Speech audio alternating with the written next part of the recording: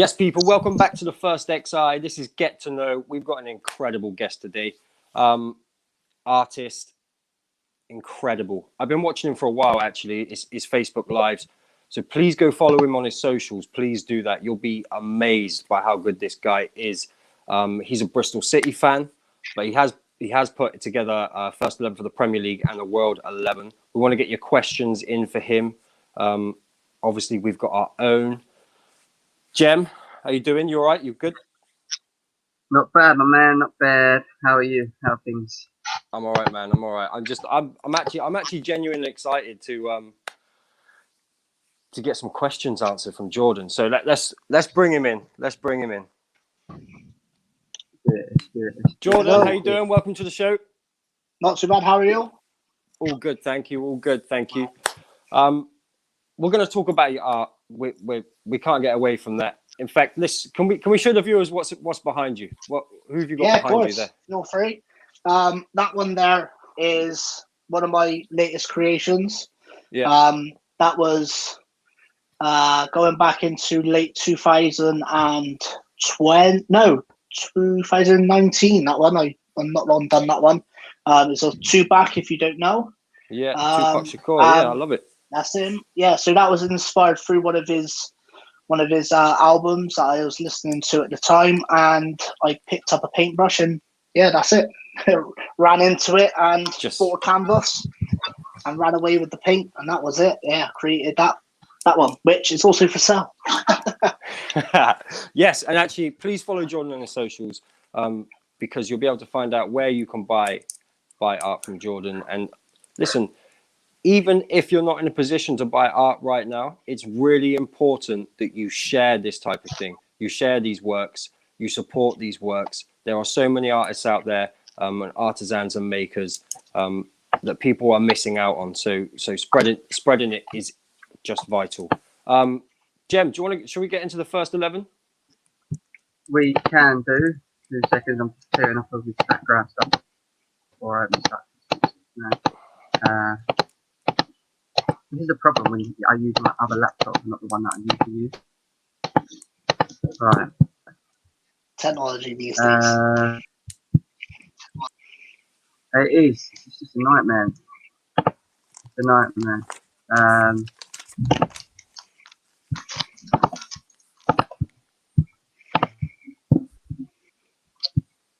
There you go.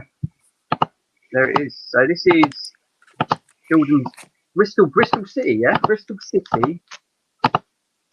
First 11, basically. We've got Basso and Go. Oh, Jordan, if I get these names wrong, just say, yeah? Because I've written them out. Yeah, quickly, Jem, can I ask you how you've managed to get a typewriter to work on StreamYard?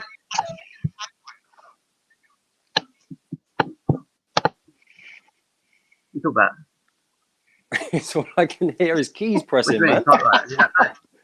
It's good. Right. Anyway, You just need to click and press back. I'm not using my main laptop. Let's get into it. So, like I said, we've got Bill, Kerry, Jamie, Bradley or Scott Murray, Brian, Tommy in midfield. Tommy, what's his last? Tommy Dock. Is that Tommy his name? Doherty, yeah. Tommy Doherty, yeah. Aaron Brown. I'm assuming that's meant to be Falk, isn't it? Yeah. Nicky Maynard up front as well, yeah. Tell us about the team. I don't know anything about this team to even ask you these questions. I know a bit about this team. So let me ask the first question. Tell me about Brian Tinnion. What does Brian Tinnion mean to a Bristol City fan? Everything. Brian Tinnion's everything to Bristol City. You know, he was at the club for so long. Gave us some great memories. Pretty much one of the leaders of the group. And he's just an all-round good bloke, you know. Like I've known him, not personally, but I've known him for so many years as a young boy, looking up to him playing football. He used to come in my granddad's pub, funny enough, on a Saturday afternoon with a few of the other boys. Was mentioned actually, and he's just an all-round good bloke, cracking footballer. Like literally, so many people underrated Brian Tinnion. Yeah. But yeah, he's just I could not put him in my starting 11. It's just impossible not to pick him. Oh, I'd have big questions for you if you didn't have him in there. I I really would. He's Jem. He's that important. He's the he's the Messiah. He's Roy the Keane? Eric Cantona Yeah, of Bristol Eric City. Cantona. He's the icon. So, who's the top goal scorer? I mean, who's the main goal scorer in this team? John Natty, I think it was, wasn't it? Is that the one? I think he scored stupid amount of goals. Yeah, it was silly amount of goals. For me, the most exciting player on there, the one that I was lucky enough to watch at Wembley, and used to excite me watching, and I had the pleasure of having a conversation with last week, was Scott Murray. 100%. Scott Murray was again very underrated player. I feel he could have made the step up to the Premier League, if I'm honest. Yeah, easily. At the lower, maybe at the lower end. He was never going to be winning the Premier League. He was never that level. But he made football look easy, right? He was lightning quick, good feet. Yeah, he made it look simple in a way, like some of the modern players, how they make football look easy today. When he come down, I think he come from Villa at the time. I'm not too sure. Maybe corrected on that one. And yeah, he was just like a breath of fresh air in a way. Like when he made just incredible. Scottish international as well, wasn't he? He had a few caps for Scotland. Yeah. No, he was a very, very underrated player. Yeah, definitely. Who else do I remember there? Mickey Bell, solid, quick player. Yeah, incredible. Yeah, could put the ball in the box. Nice ball in the box. Great free set kicks. piece player, by the way. Yeah, Fantastic incredible. Is there anybody in there who you feel you needed to have in there apart from Tinian? Anybody you feel in there that you just could not miss out? Who was the Tommy Dock? Yeah, why is that? Tommy Dock. He was, when I was growing up, like for me personally anyway, I took to the bloke straight away, because when I was playing football, it was all about showing passion. Like my granddad, when he used to take me to my football matches, it was passion, the love of the game. And when I used to watch him on a Saturday down at Ashton Gate, that's what he brought to the pitch for 90 minutes. It was just my club and give it your all. And that's what he brought to the team. And I took to him so much. Like, he was an idol for me in a way. And he wouldn't bottle out of challenges. He would pick players up if they was down or not having a good game. But he would also jump in between two players if they was having an argument and start another argument with him and that other player, because it's just the raw passion of the bloke. And yeah, just like so demanding and just all round good player. But yeah, he was the standout for me. Yeah, no, I agree. Tell me about the loans that Bristol City managed to get. So I'm thinking back to when I was younger, and someone I had a contact with myself was Andrew Cole. For Jem, it would be Tammy Abraham. I think for me, he's been one of the best players City had on loan. But tell me about loan players that have excited you, that you've enjoyed watching at Bristol City. There's been a few, to be honest. Tammy Abraham was, I can't doubt him. Like, he saved us. He saved our bacon, to be honest, from where he was in the league. He come in and he just destroyed the Championship. Like, you could see the class. You could see the class instantly from Premier League to Championship. He was that goal poacher. He's seen the run of play before you could even see it, and he knew where that ball was going to end up. So he was so sharp. He was head and shoulders between so many other players in that division. Scored so many goals in such little time as well, which inevitably kept us up in the league. So yeah, I think he would have been the more standout player. Are you surprised by him not playing at Chelsea at the moment?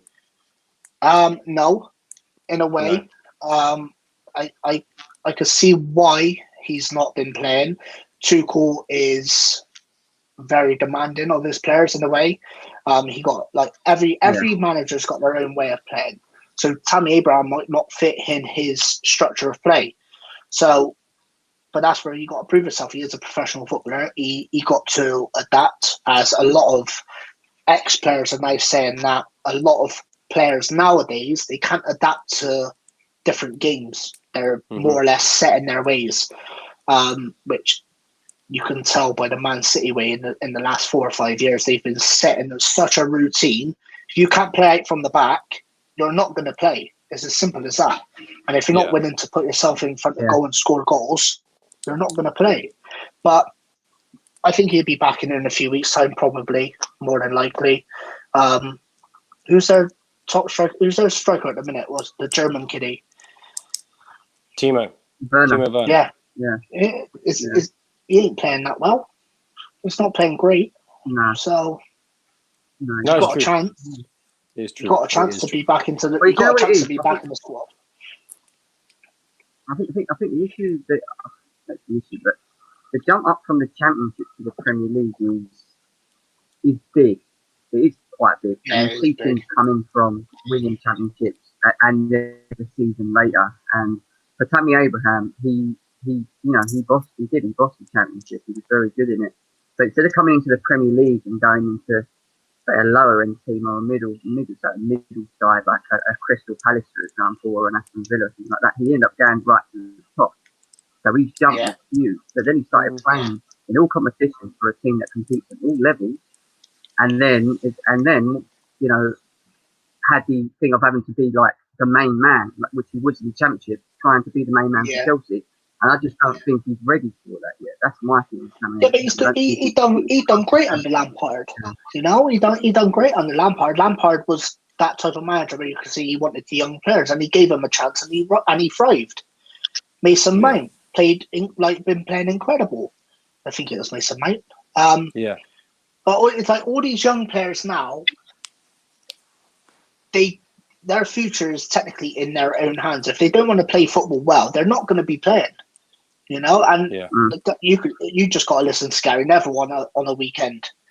He puts it out straight. If you're not willing to work hard, you're not going to be playing football. You've got to look elsewhere to play, and that's simple and true in a way. No, it's true. That is true.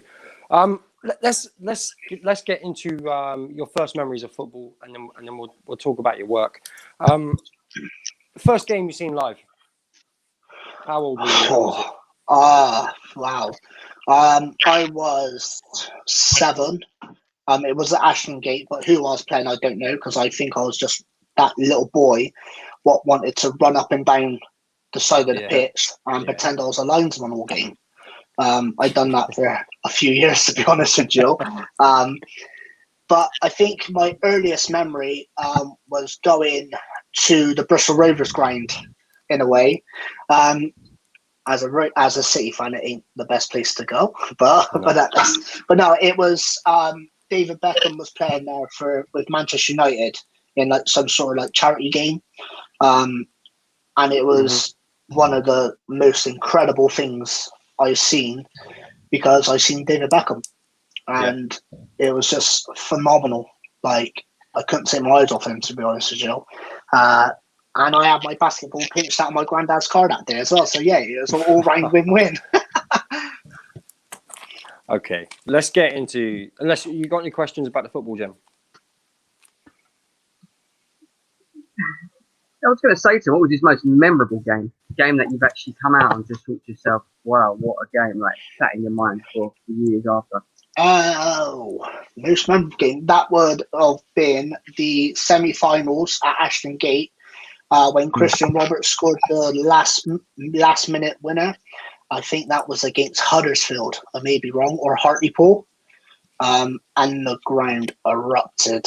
And that was I think that was to go to the Millennium Stadium at the time for the playoffs against Brighton, and we lost. Yeah, got a habit about City, haven't they? Just have a habit of it. Yeah, and we have. It's not been great. Hull, Brighton, lost to Stoke at the old Wembley in 2000, which was an incredible day out as well for the Bristol City fans. What can remember Yeah. that day? But yeah, I think that was the most. When I come out of that stadium, I was shaking. I was shaking. Do you know that one of my biggest memories for Bristol City was under Tony Forthrop, Hull, Wembley. Yeah, That was Yeah. I remember Heartbreak. watching that. That was Heartbreaking. I was that- there. was there. Yeah, I was Yeah, there. it's Just under Tony Forthrop. Yeah, that was the most ridiculous thing. You had like 7 players arguing with the ref about a free kick, Yeah, and then Dean Yeah. Windass comes out. But And it like- is what it is. it is. It is. But what a goal! Yeah, it was a Like- great goal. You know, like it. But that was. I think that was my second time to Wembley at that time, and I couldn't get over how delayed the noise was when that goal went in. It was. You could see the goal go in. You see the ball of the net. You looked Yeah. across. You looked across to their fans, and then you see them jump up, and then you hear Yeah. the noise, and it's Yeah. deafening. Yeah, it But was. I come out of there and I felt as sick as a dog. I really felt for him because I went to school with Tony's 2 daughters, Steffi and Carly. So I really felt for him because I kind of knew him. Do you know what I mean? I used to go around the Yeah. house for birthdays, whatever. Yeah, he done what he could. He done what he could. But that just seems to happen to Bristol City. Yeah. Let's get you into got your a good work. nature of it. Let's get into your work. So you portraits mainly, right? Yes. But you put this amazing spin on them. Like you Thank make you. the right bits pop. Like the Tupac picture behind you, the fact that it's in black and white and you have the color around the outside, just making it pop. There are works of yours that I've seen which are just amazing. I do love the black and white elephant. I Yeah. think that's incredible. Where it's like it's half an elephant to one side, right? Yeah. On the left hand side of the That's painting. right. But I want to talk about Tyson Fury. Go on. I want to talk about your the Tyson Fury, how you made contact with him, or did he make contact with you? How you got him to sign the piece? What happened there? So, my first drawing, it was a pencil drawing of Tyson Fury going back in 2018 now. It was a spur of the moment thing, to be quite honest with you. I just picked up a pencil and I thought, what am I doing Tyson Fury? Because that was his first build up to the Deontay Wilder fight. Right. And the back and forth between those two was quite entertaining. And I seen a picture of Tyson Fury where he looked quite menacing, and it was his nature of him in one photo. And I thought, I got to do it. I got to do it. So I got all my pencils out and I just drawn away. It took me a silly amount of hours and a couple of weeks to do.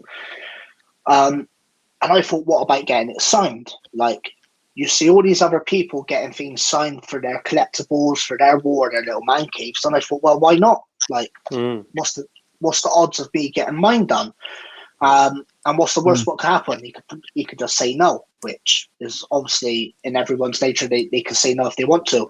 Yeah. So I put it up on all social media, and I was just like, let's see if I can get it. Let's set a target and see if I could get just one signature. It'd be amazing. So I put it up all on social media. I didn't have no luck. So then I went through emailing MTK Global. I managed his himself. I emailed himself, MTK Global. I emailed his wife. I emailed Ben Davidson. I emailed literally so many people. Yeah. And I was just like, I got no hope. So my hope started to come away then. And then I had a text message through Ben Davidson. And I was like, I know that name from somewhere. Like, where do I know it from? And then it clicked. Tyson Fury's coach. And I was thinking, right, okay, settle down. I'm starting to get a bit excited now. And he said, yeah, no problem. Like, get it done for you. Like, not a problem. Come to London. And I was like, is this real or is this fake? So I went onto his profile, the blue ticks there, and all the stuff. I was like, right, here we go. I'm in. Take it with it. Like, I got the opportunity. Take it. Yeah. So I said, yeah, not a problem. Where do I go? Cut a long story short, went to London, and it was like a mass, like, it was just an open signing day that he had in London. Mhm. And and I was thinking, like, this is going to be big. Like, I've never met someone of this stature. So I had like a exclusive entry before all the general fans went in, but I missed the slot by I think it was like 3 or 4 minutes because I was stuck on the M25 or wherever it was. And so I pulled up. I just said, like, I need to see Tyson Fury about my painting. Yeah, straight upstairs, in through that first door. You go right to the end, and he'll be there. Not a problem. Okay. Went in, and this giant 6'10" bald-headed bloke, and I was just like, "Oh wow, hello." And he was like, "Hello," like, shook his hand. I shook his hand, and his hand, I swear to God, it touched my elbow. His hands are huge. They're like shovels. And it's like I never felt starstruck in my life. You like, until you actually feel it, you don't know about it. And I've seen him. I was just like, man, you're huge. Like, you're massive. And he said, "Can I have it?" And I was like, I wanted to keep it for myself. And I was like, would you sign some prints? And he was like, "I'm not allowed to sign any prints because the management team, like, it's basically like a profit thing." Yeah. And I was like, then I would like to keep it. He went, "Not a problem." Like, just signed it. And Ben Davison was there. And he was like, "You all right?" And I was like, "Yeah, not a problem. Like, thanks for everything that you've done." And he was like, "No, my pleasure." So I had a photo with Ben Davison in the corridor. And yeah, then I just slowly trotted back home with a massive smile on my face. And that was it. Yeah, just incredible. Have you still got it then? No, I sold it. No, I Right. sold it. Yeah, a massive, like, fan collector seen it on my page. And he was like, "How much? Like, how much you want for that drawing?" And I was like, "Oh, I don't really know. How much, like, are you willing to offer me?" And so we had a discussion, and I come up with a price, and yeah, he bought it. Okay, cool. So yeah, just incredible. In terms It's of amazing. in terms of the one with Danny Rose, obviously, tell us a bit about that, and how did that all occur as well? Was it again, did he reach out to you, or how did it all happen? No, so with Danny Rose, it was a spur of the moment thing again. A lot of my artwork is off the cuff, so I might sit here for another hour or so, and I'll just come up with something. I'll think, "Oh, I might actually try that." So it was a spur of the moment thing with Danny Rose, because I know one of his cousins, Tristan Plummer, through football. And I was just like, "What's the possibility of me doing one for Danny?" And he was like, "Yeah, do it. Like, no problem." And I went and got a canvas, picked a photo from the World Cup, and done it. I didn't know if it was going to get to him. I was through message back and forth with Tristan. He was like, "Yeah, he's coming down this weekend," and then COVID kicked in. So I was like, "Look, it's not worth doing anything just yet because of all this crazy stuff what's going on." So I thought, I'm just going to put it on the back burner, put it in storage, and just wait for that correct time to get it in. And then I spoke to Tristan Plummer about 5 weeks, 6 weeks ago. And I just said, like, is there any possibility with the COVID restrictions now slowly starting to fade away? Is Danny any possibility coming down soon? He said, "Yeah, he's coming down the weekend. Come down." I was like, "Great. Like, send me all the information." Got a location and time. Danny didn't know nothing about it, so it was a surprise for him. So went to Tristan's house and presented it to Danny, and he was sat there in the corner watching football. And he looked across to say, like, what the hell is going on? And oh, he didn't know? No, he didn't know nothing about it. No, he didn't know nothing about it at all. He didn't know nothing. So he was sat in the corner on the sofa watching football, and Tristan walks in. He goes, "Oh, I've got something for you, Dan." And Dan's looked up to say, like, "Oh no, like, what's going on? Like, please don't, like, I can't deal with another prank." And then I walked in with my partner with one of these canvases, and he sat up instantly. He went, "Oh my God." He was like, "Oh wow, like, I love it." I was like, "Oh, brilliant." Like, I didn't know what reaction. I was so petrified because I didn't know if it's I didn't really like it, but he loved it. Stood straight up, looked at it, and he just literally stood there and was like, "How did you do it? What photo was it from?" And I was just like, "It's from the World Cup." Just gave it like an explanation, and I said, "Would you be willing to sign some prints?" And he was like, "Yeah, like, no problem. How many have you got? And I was like, I've only got 10. He's like, yeah, no problem. So we just spoke for about 20, 25 minutes. And so hopefully that's a few more contacts for the few of the big boys. Yeah. No, I can imagine. It sounds like, I want to get into how you, before we show the Premier League, your Premier League all-time 11, I wanted to get into how did it all start? How did you wake up and get into this industry and take the route that you're currently in at the moment? And on top of that as well, with the whole COVID thing as well, it affected you as a business. Yeah, so how I got into artwork, well, artwork's been all through my life, and I just never took it serious. So it went right as far back as secondary school. I never took my GCSE, and my art teacher went absolutely berserk. He come into my tutor room and literally swore every swear word you could think of under the sun. He was like, "You got to take your artwork," and I was just like, "Look, I'm never going to do art. It's never going to benefit me in the future." So wise words. Fast forward all these years, the reason I started artwork was due to my mental health issues. The last 7 years for me has been very, very tough in a way. I was in a very deep, dark place. I was not in a great place, to be honest with you. And I thought, what about just doing something where it's going to distract me from listening to my own voice between my ears every day? So I thought, well, what can I do? There's nothing. I got no job. And my partner said to me, why don't you pick up a pencil and do some drawing, see if that helps? So I thought, yeah, well, I'll give it a go. So I just picked up a pencil, picked up a piece of paper, and drew a portrait of Conor McGregor, which took just under 30 hours in total. I spent 16 and a half hours on it the first day. Never ate, never drank, just literally sat in my room, and from half past 8 in that morning right through till just gone 10:30 that night, I come down over the stairs and my nan was going to bed, and I was like, where are you off to? She went, I'm going to bed. I went, well, what time is it? She went, 10:10, 20 to 11. I'm like, oh bloody hell, I spent like all this time on a portrait, like I didn't even know.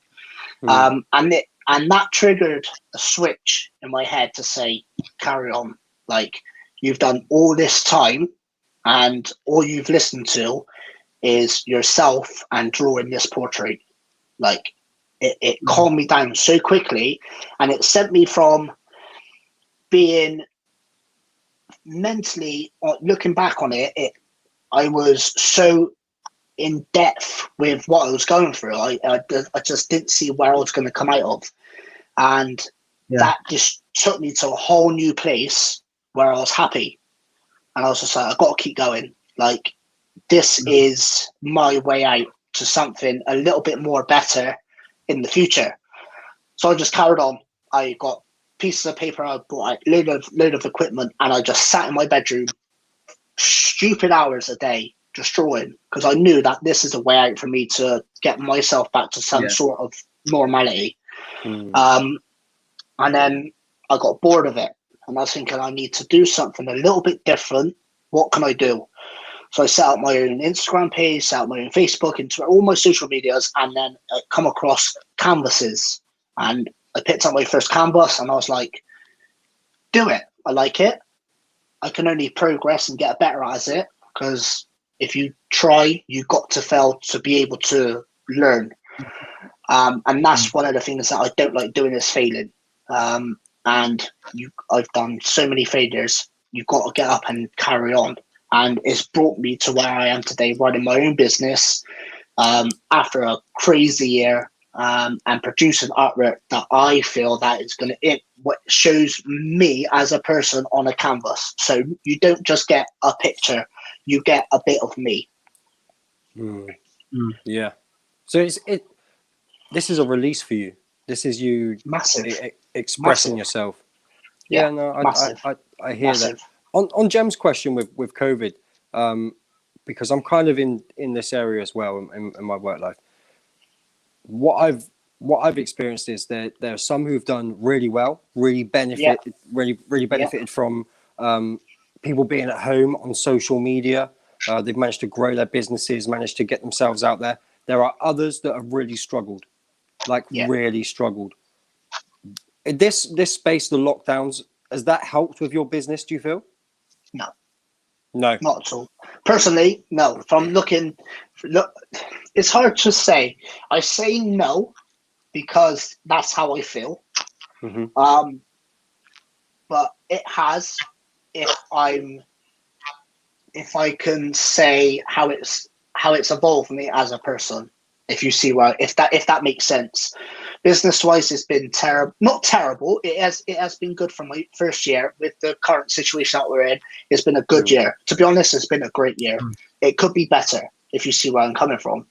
But with this current year, it's took a toll more on me mentally than it has as a business sense, if that makes sense. I'm still producing my artwork. I'm still doing my daily stuff, and I'm still setting my hours out. But it's the mental side of people that is catching up on. You can't go and see certain people. You can't go and see certain things. You can't go and do certain places. So that as a business, it's gone. To be honest, my first year, it's been a great year. It could be better. But this year, going forward, I'm going to just do everything in my power to make it an even better year. I'll be honest with you. I think you've done very well. Yeah. So we've spoken in the past before about certain things, but in terms of artisans and artists and things, I've seen your progress because I've been following you for over a year now. I've seen your progress. In fact, I've seen your progress in your work as well. Do you feel that you've improved this year, being that you've been painting a lot more? Yeah, definitely. My artwork is gone from people saying that I can't draw, people saying that I'll never be able to run a business, people to say that I can't do something. They might not be intentionally trying to hurt me, but what they've done, they're poking my fire with a stick. It's broke and it's lit, and it's set on fire. So these people that have said to me, you can't do it, you're no good at it, you're never going to be able to be doing blah blah blah blah blah, you've put a fire under my belly, and you've set me off. I've took it, and now I'm firing with it. I'm on all cylinders now. I'm going with it, and I'm just motoring along. I got there might be a brick wall in front of me, but I'm going to hit you head on, and one of you is going to go down. So I'm just trying to do my absolute best, but my artwork has developed over the last 6 months. So I think I've done well, to be honest, from where I was. If you look at that type of style to then go in more or less like full realism portraits. So, you picked some out, right? You picked, before we get into your next first 11, you picked some out. Show us some of your work. Show us some of your work live. So here is a portrait that I've done of musician Tom Grennan. Yeah. Let's put that by there. So that's of Tom Grennan. I love the red. So that's really going to him personally. Got to just set up a date after COVID. Is that a commission from him? No, that was just a spare of the moment thing. I seen him on Soccer AM. Yeah. And I loved his music, so I sat in my little art studio where I am now, and I listened to one of his albums, and I was like, I got to do a painting, and he didn't know nothing about it. So he was on his Instagram live, and I asked to join, and he joined, and I was like, hello, hi, and he was like, hi, are you all right? No, you're not too bad. I was like, I've done a painting of you. Do you want it? And he was like, what painting? Like, I don't know no painting. What painting have you done? So I showed him it, and he was like, love it. Yeah, set up a date. I'll take it off you, no problem. Like, I love it. And just waiting to set up a date with him now. So it's quite mental, to be honest. So there's one there of a painting that I done of a portrait. It's a little bit colourful. If you're a Marvel fan, you're gonna love these, by the way. So you got Iron Man, and you've got one of the all-time great Spider-Man. Jordan, sort me out a Batman one, mate. Actually, Jordan, sort me out a Sort me out a Joker one if you can. I'll take it. I've done a myself, Joker one. mate, honestly. Do you know what I've done? I've done 2 Joker ones, and I have limited edition prints. If you want to go to my website, www.jordanhallart.co.uk. Plug it. I'm gonna have a look then. Plug it. Honestly, I'm not joking. I'm looking for one for my house. I went down to Camden, and there was in Camden Market. There was this guy who set up, and he had doing canvases, and he had all these, a bit like what you do, canvases with all these different celebrity drawings that he done and whatever. And one of the ones that he had there was Joker, but it was the Heath Ledger Joker. So in the Dark Knight, that's the one I wanted. I didn't want the most recent Joker.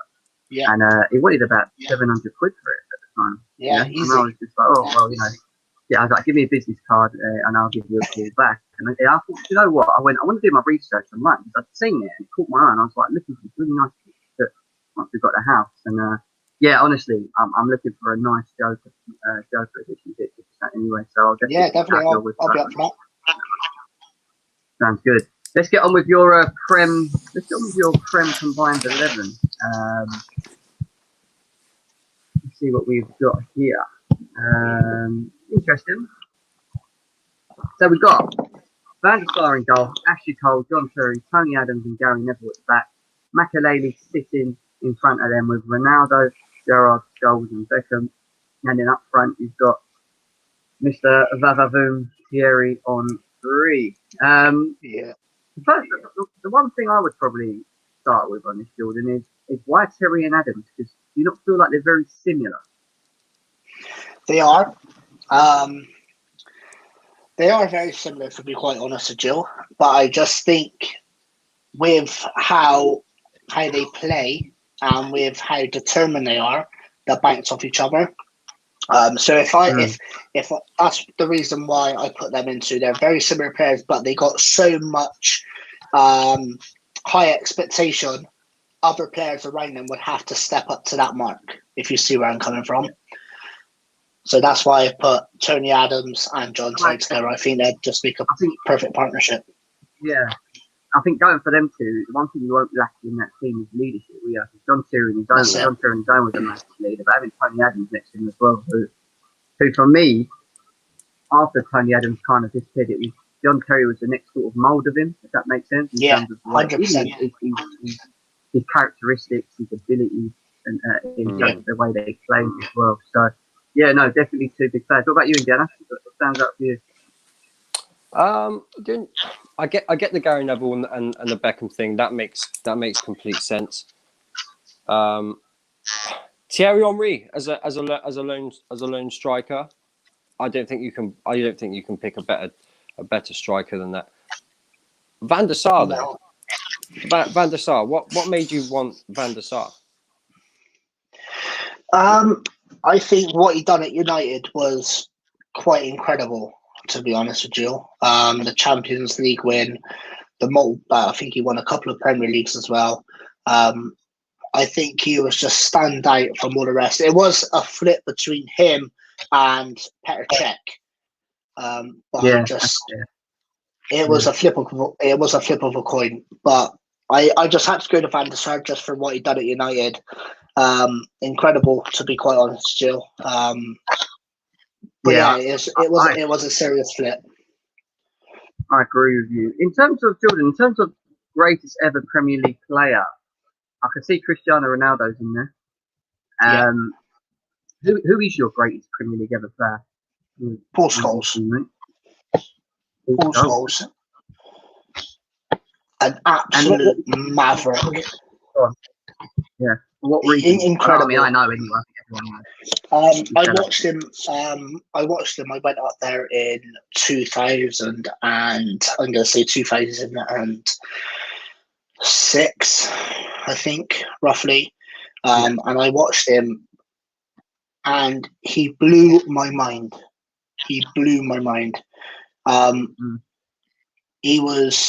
His head is constantly doing this to see where other players are. He's basically he is an artist in his own right. He paints a beautiful picture when he plays football. He could pick a pass. He ain't the greatest of challengers, but he is you give him the ball and you know he is going to produce something for those front three, front five, whatever it is, to potentially create something. I could not leave him out. He was just he is sensational player. Yep. Can we do a special one for Jem? You've got Gerrard in there over a Lampard. Yeah. Why is that? Yeah. What is it you liked about Gerrard? It was a flip of a coin. Two similar players like John Terry and Adams, but for me, Gerrard just got that slight edge. I think he's a box-to-box player, like Lampard. But I think for me, he's always been that 1% or 2% extra than a Lampard. I don't know why. I think he develops on bigger occasions. I think that is what the main reason was. Like the Champions League nights against that famous goal against I think it was Galatasaray, was it? Or Olympiacos? The two finals that he played in, I think he just brings that little edge over Lampard in the big occasions. So that's why I went for him. I can see that. I get that argument as well because he played in a much weaker team than Frank did with Chelsea. So yeah. I do see that. Go on, Jem. Defend Lampard. If it was Frank Lampard, I'm going to keep it short and sweet because obviously I'm a Chelsea fan, so I'm always going to kind of pick up for my own player. But when Frank Lampard came to Chelsea, no one expected him to be the greatest ever goal scorer from midfield in the Premier League, and he is. With the amount of goals that he scored, he's now sitting in positions for strikers and I'm talking about historic strikers of the Premier League. He's sitting within them in terms of goals scored in the Premier League. For me, Frank Lampard, what he gave you the most, just goals. I don't think there's a better midfielder than Frank Lampard that arriving in the box and him just landing into him and him putting it in the back of the net. And he consistently done that every season. And he scored a different array of goals, whether it was 30-yard rockets, arriving in the box late with a header, tapping to the arrival in the box. For me, I think for me that's a replace. I think it's hard because Steven Gerrard, Paul Scholes, and Frank Lampard all deserve their own merits. And I agree with Jordan. I think it is just a flip of a coin who you prefer in your team, depending on how you want to set up in that. But I can see Claude Makelele's in there talking about their own area. I mean, what are your thoughts on him as an individual? Because for me, I mean, getting an area of the pitch being called after you, in which he did. Yeah. How do you see Claude Makelele?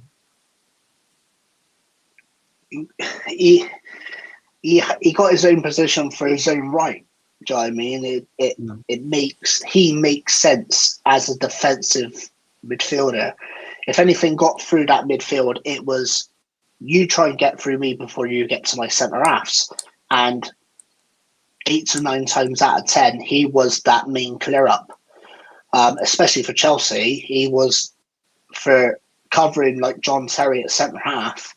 He was vital. He was vital for him. Like covering, it's that first 5 to 10 yards where you gain the advantage, and that's what he done to a T. His simple role was clean anything that comes in between this space and that space, and I don't care. And he done the job. And I don't think there's been a player since that can do that job as perfect as he did, apart from N'Golo Kante. Yeah, I don't even know whether Kante's done it as well as him, if I'm honest. Exactly. I think he's a hugely underrated player. Football community and football fans do not talk about him enough. I know Chelsea fans do, the older Chelsea fans, but top player. Exactly. I've got no quarrels with you having him in an 11 at all, not at all. No, John Terry said, Go on. No, I was just to say, even what John Terry said in an interview about him, even though we only conceded, I think when we won the title, we only conceded something stupid like 11 goals this season. 11 goals, and even though him and Carvalho, they built up such a great relationship. He said, without Claude Makelele in front of us, doing what he does in a style where you don't notice it, he would win the ball back and then people wouldn't notice it. But he used to do No. that consistently through every game, and he used to take the pressure off them. He saved them so many times by just pretty much protecting them. definitely. Like he said, without him, we would never just concede 11 goals. He's part of the reason of it. You know what I mean? It's true. Massive. I think he is one of the But, biggest parts of the Premier League succeeding within those 4 or 5 years. Everyone had eyes on the Premier League because of that defensive role. Agreed. I agree. I agree. Top. Let's get Indiana. into some quick fire questions. So I'm just going to give you two things, and you just tell me which one you prefer. So, for instance, I might say defender, striker, and you'll just say striker. So just give me the one that comes to you first. Actually, the first question I'm going to leave till last. I'm going to go with two English footballers. Scholes or Rooney? Oh, come on. Rooney, Heads or volleys? volley, Top centre midfielders, top centre backs? centre midfielders, Okay. Beautiful women or the beautiful game?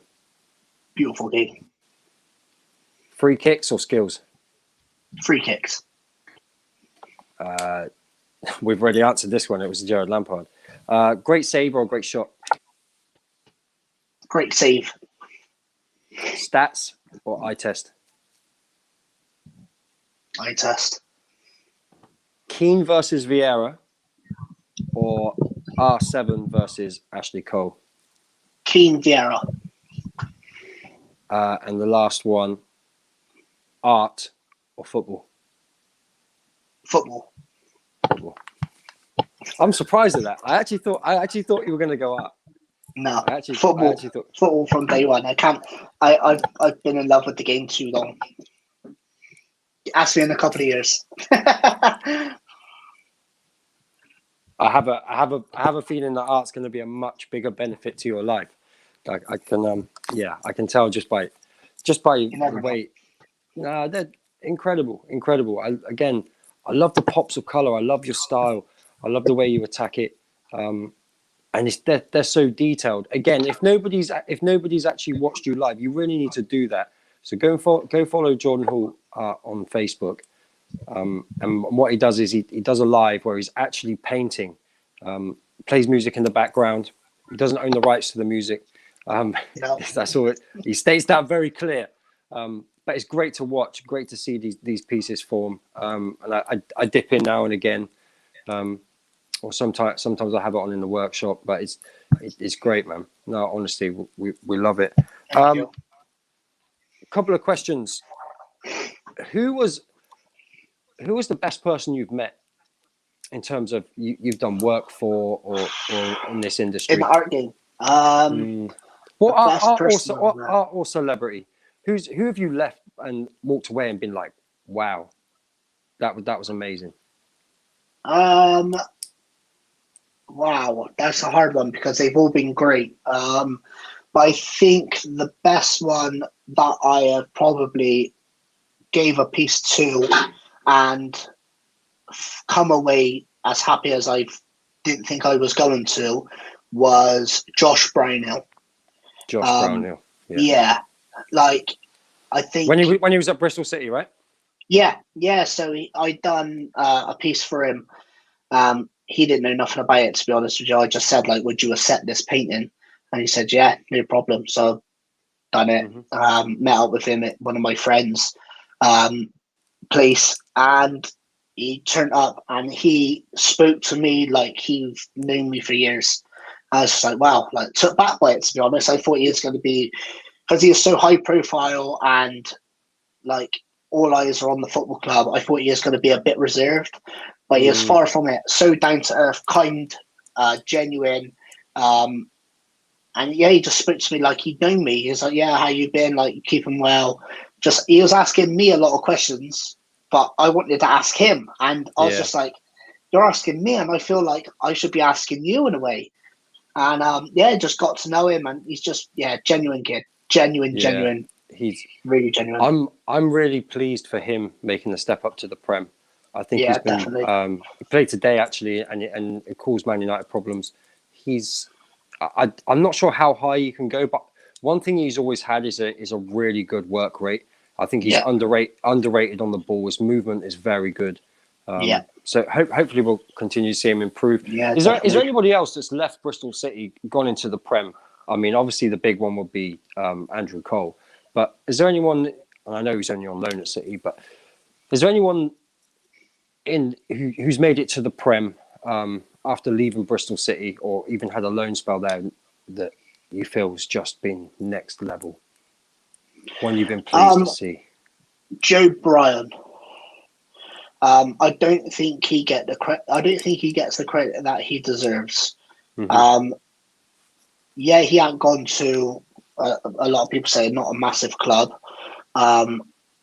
but he's done. I think he could do better in a way. If he'd have went to Villa, I think he would have excelled a lot. Mhm. I don't know why he didn't go to Villa in the first place. I thought it was a good move for him, and then it just switched, and it was Fulham. And I was just like, but you're it now. Look, where's it going? I would have liked to have seen him stay at Villa. To be honest with you, I think it was the better move out of the two clubs. Looking back at it, but I just hope he gets that chance to go on and play in the Premier League as a regular Premier League player, like Bobby Yeah. Reid.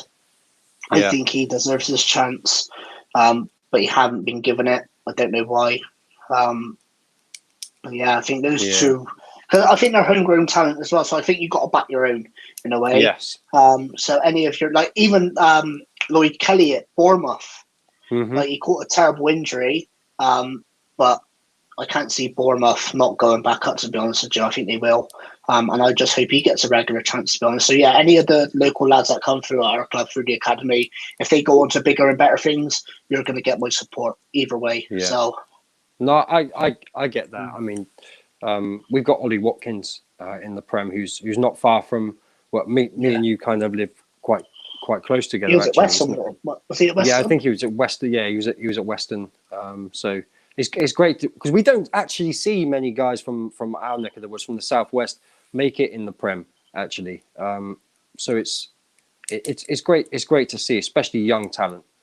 It really is. Should we get into the World 11, Jem?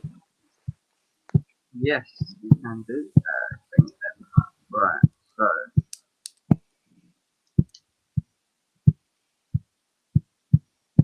Here we are. Excited about that one, Jem. Jordan World 11.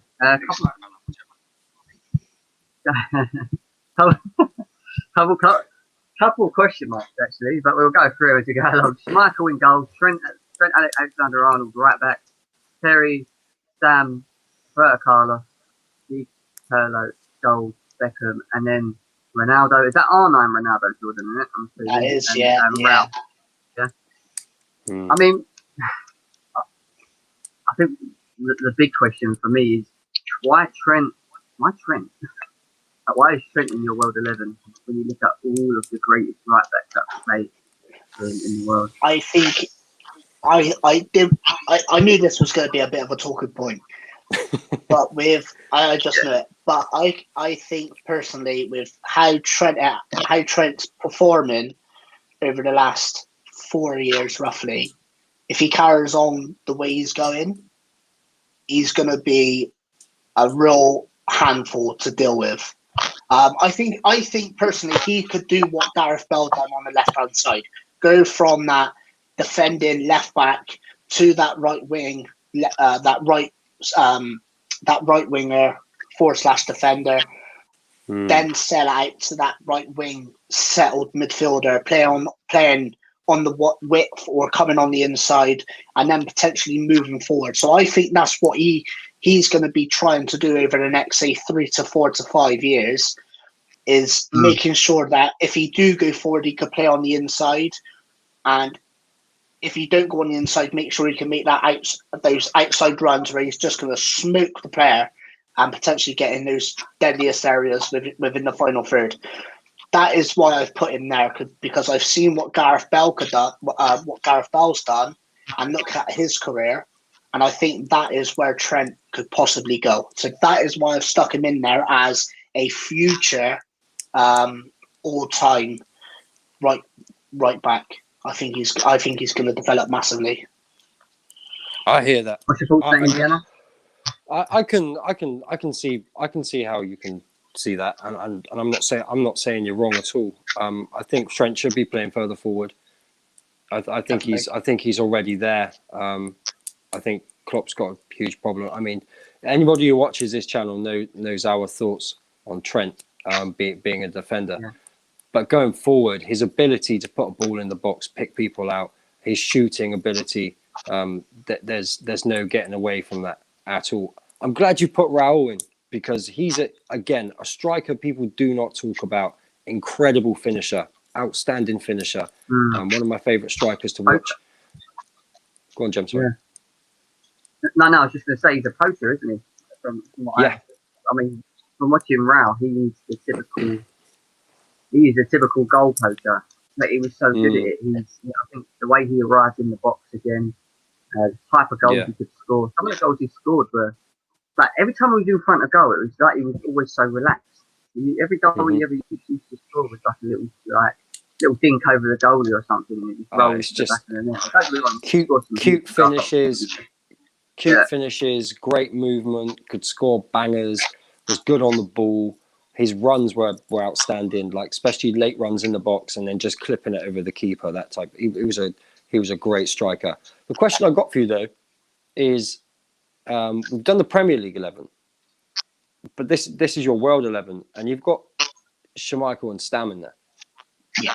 Was there a reason why they're in the World 11 and not in the Prem? Or is it because you felt that you needed to get all four of these players in, so you split them across two?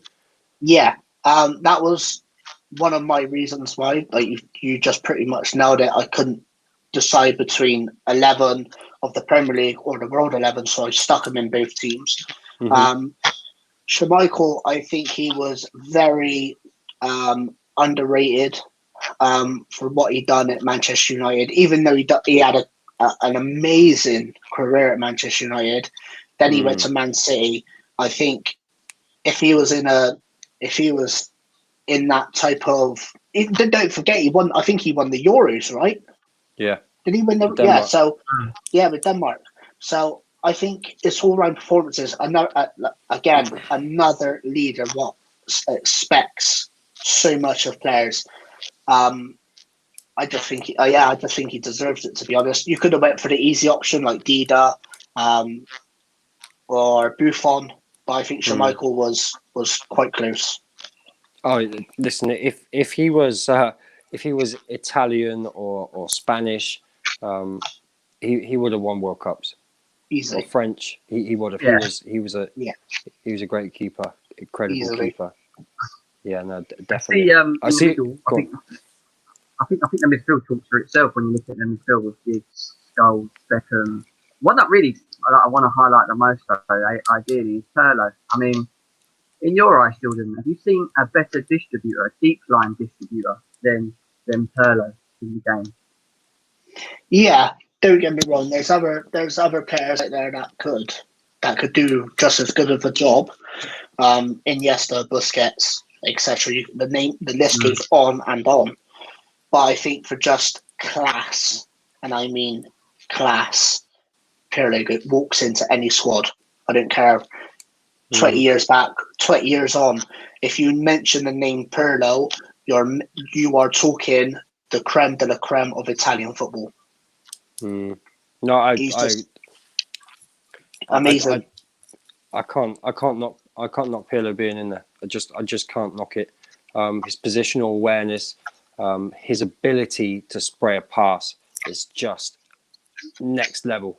I actually don't think I've seen anybody in that deep line role who can play a pass like he can. No. And I mean like ball on a sixpence type pass. Yeah. He was the David Beckham DM. Do you know what I mean? Yeah. He was just.